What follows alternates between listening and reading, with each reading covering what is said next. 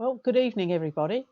I'm Elinor Alexander, and I'm going to give you an update on South Australian energy resources and the energy transition.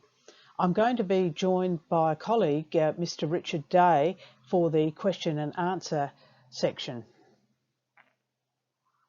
The South Australian Department for Energy and Mining consists of 4 divisions.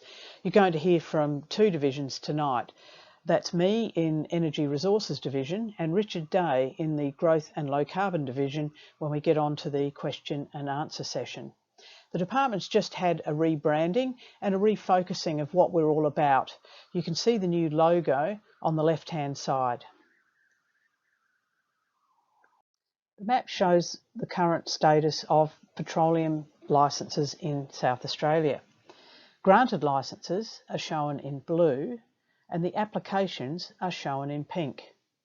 We have the competitive tender basins, the producing basins like the Cooper and the Otway Basin, where we have to do acreage releases, and we are building up some vacant acreage currently, so we may look at some new acreage releases next year. Elsewhere in the state, you lodge over-the-counter applications, and you do have the option to top file over long-standing applications. Natural hydrogen exploration licensing can now occur via a petroleum exploration licence. And since February, we've seen 6 companies lodge 19 new petroleum exploration licence applications that are targeting natural hydrogen. The first licence, PEL 687, was granted to Gold Hydrogen in July, and it covers York Peninsula and Kangaroo Island. There will be more licences granted for natural hydrogen in the next few months. This talk's going to highlight the diversity of energy projects that are currently happening in South Australia, but I think it's worth mentioning that fast and flexible natural gas remains an important part of the state's energy mix. In 2019, AGL completed the Barker Inlet Power Station, which is capable of operating at full capacity within 5 minutes. And the idea is that it'll provide a rapid response to changes in renewable energy generation supply. South Australia already has leading practice regulation in place for carbon capture and storage, or CCS, and gas storage. There's a range of licences available for gas storage, from exploration through to retention, and then licences that enable a company to actually store gas.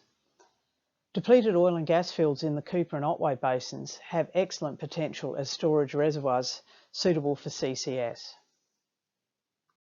Analyses by the Intergovernmental Panel on Climate Change and the International Energy Agency has consistently shown that carbon capture storage is an essential part of the lowest cost path towards meeting climate targets. To that end, the department is implementing a framework to facilitate carbon capture and storage projects. Santos are proposing a carbon capture storage project at Moomba in depleted Cooper Basin oil and gas fields. The initial target is 1.7 million tonnes of CO2 per year, but in the longer term, the ambition is storing up to 20 million tonnes a year from other industrial emitters. Santos are also exploring the production of zero emissions hydrogen enabled by the CCS project. On the right-hand side, you'll see their SEO, or Statement of Environmental Objectives document. The Santos environmental documents have been approved and gazetted and are ready to be used as part of the activity notification submission. This stage is the last approval required before on-ground works may commence. Santos are in the process of submitting their activity notification, which includes a monitoring and verification plan. And these are key documents to ensure that the injected CO2 remains permanently stored.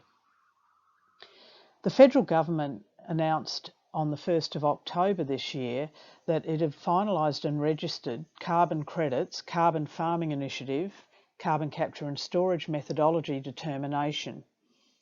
This CCS method will enable large-scale projects that capture greenhouse gases for permanent storage in underground geological formations to generate tradable Australian carbon credit units under the Emissions Reduction Fund. Santos are applying to register their Moomba carbon capture storage project with the Clean Energy Regulator and generate carbon credit units. As I mentioned earlier, petroleum explorers in South Australia are starting to look for opportunities for carbon capture and storage in their licences. Gidgee Energy in the South Australian Cooper Basin are proposing to use ArcoStim technology, which they've been involved in developing and which is currently subject to the patent process. ArcoStim's designed to create large, high permeability stimulated reservoir volumes in deep and thick Cooper Basin coal seams. They're going to produce gas from the coal seams and then sequester the CO2 into the coal seams. Their idea is that these deep stimulated reservoir volume areas will be the ideal spot to permanently trap carbon dioxide because CO2 will adsorb onto the coals. So this is a project that we're going to be watching with interest. If you want more information, please contact David Warner. His email's in the slide. Moving on to exploration for natural hydrogen. It's early days. The first licence was only granted in July this year, and you can see it in the map shown in bright yellow. The map also shows applications that have been lodged by a number of other companies also seeking natural hydrogen. So why the interest? High levels of hydrogen were measured from gas samples taken by departmental geologists from old wells on Kangaroo Island, Yorke Peninsula and the Otway Basin. The information was sort of buried in the archive until recent international researchers have published their results highlighting these hydrogen occurrences. The most recent paper is by Borum et al. And came out at the APIA conference. Potential natural hydrogen source rocks include ultra-basic rocks and iron-rich cratons, which we have in South Australia, as well as uranium-rich basement. So it looks like the basement geology is favourable. But again, it's early days. The proposed company exploration programs are basically including field work with airborne geophysics and possibly drilling later in their 5-year programs. So it's going to be an exciting time to see how this new potential resource evolves.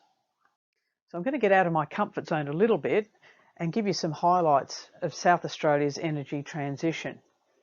There's a diversity of projects going on. Renewable electricity generation, the world's largest battery, large-scale projects in the energy pipeline for wind, solar and storage, great uptake of solar photovoltaic power systems with households and accelerating adoption by businesses, the largest per capita rollout of home batteries, and the Hydrogen Action Plan, which is looking at scaling up renewable hydrogen production for export and domestic consumption. South Australia's Hydrogen Action Plan has a number of themes: facilitating investment, establishing a regulatory framework, and I'll talk a little bit more about that, deepening trade relationships, supply chain capabilities, innovation, workforce skills development, and integrating hydrogen into our energy system. And I'll briefly touch on an example of that.